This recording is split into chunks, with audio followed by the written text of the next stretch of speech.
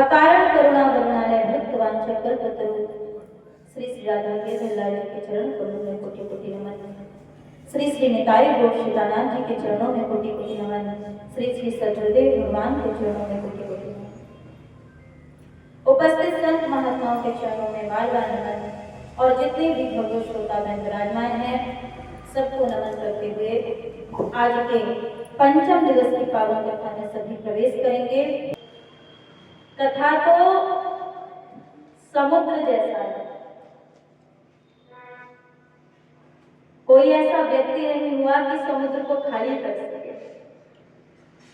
ऐसा जरूर हुआ है कि किसी में भर करके लाए, बोतल में भर करके लाए, या तो घड़े में भर करके लाए, गिलास में भर लिया, लेकिन समुद्र को कोई खाली नहीं कर पाया। कथा है समुद्र जैसा, उसमें से हम एक दो बूंद ही ले सकते हैं, ग्रहण कर सकते हैं। भगवान समुद्र के समान है और भगवान की कथा भी समुद्र है।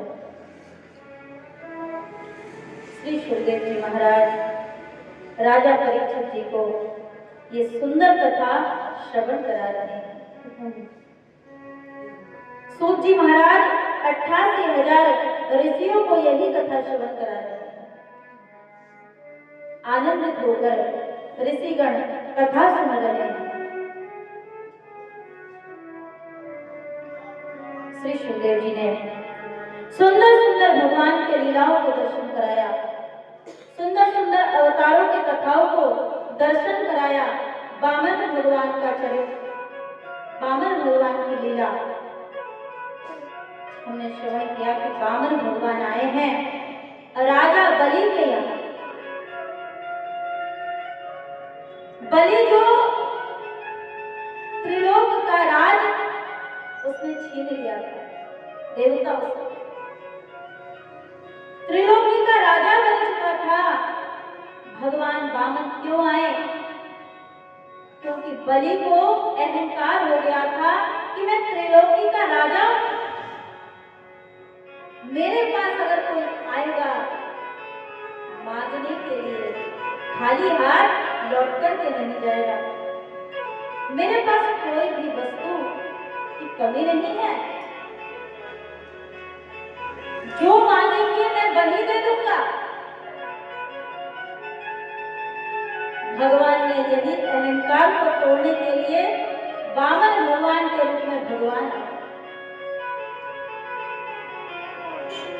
वामन भगवान से कहा कि चाहे जो भी आप मांगोगे वही मिल जाएगा।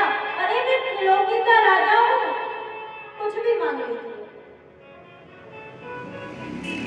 वामन भगवान बोले अरे तू तो त्रिलोकी का राजा है और मैं तो संपूर्ण ब्रह्मांडों का राजा हूं। अरे तू मुझे क्या देगा? मैं ही तुझे देकर के जाऊंगा। भगवान आए और भगवान ने क्या दे दी? भगवान को देख करके ही उसके अंदर भाव आ गया, भक्ति आ गई। उसने अपने आप को सौंप दिया भगवान को। भगवान ने कहा कि ऐसे अब राजा मत बन जाओ त्रिलोकी के, जो अभी इंद्र है उसको इंद्र रहने दो, क्योंकि इंद्र एक पदवी का नाम है। कल हमने मनवंतर के बारे में सुना।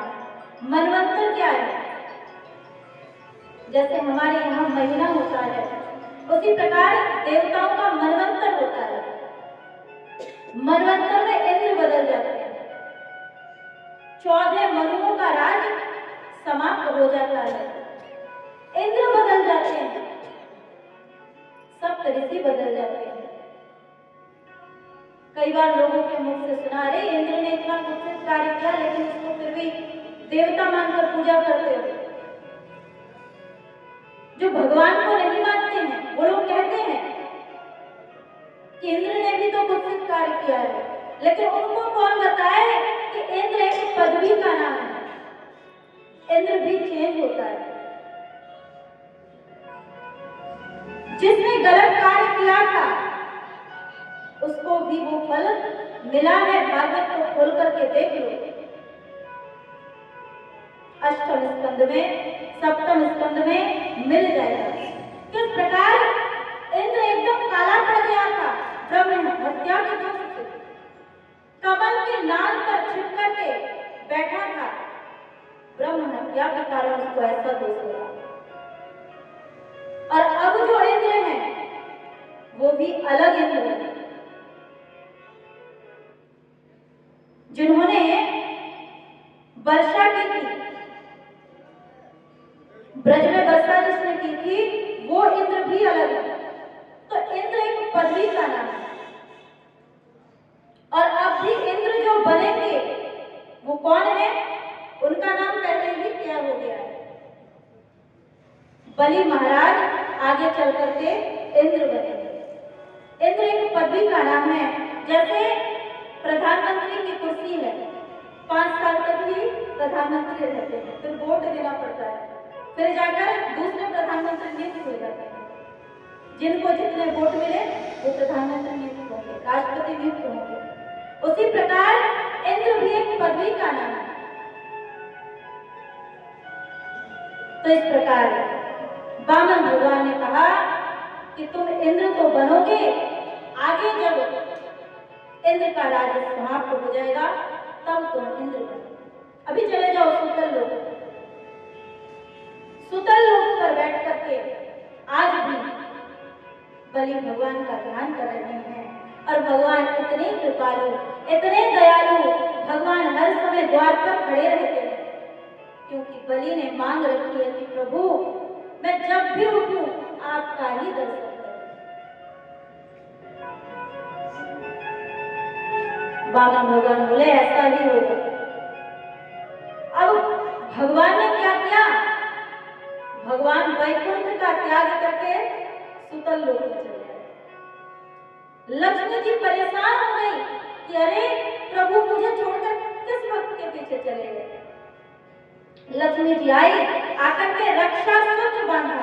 ये जो रक्षाबंधन है उस दिन से ये चल पड़ा है। लक्ष्मी जी ने बलि को रक्षा सूत्र बांधा था और अपने पति को मान लिया था। तो भगवान इतने कृपालु है, कोई भी संबंध बनाओ भगवान दौड़ करके चले आते हैं।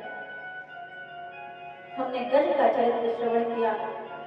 एक गज, एक पशु, इसने भगवान को पुकारा कि प्रभु जिसने इस संसार का निर्माण किया है, जो इस संसार को चलाने वाला है, जो मुझ जैसे प्राणियों को भी इस संसार में भूखा नहीं छोड़ता, क्योंकि हम जहां भी देखते हैं एक चींटी से लेकर के एक हाथी तक सबका पोषण भगवान ही करते हैं।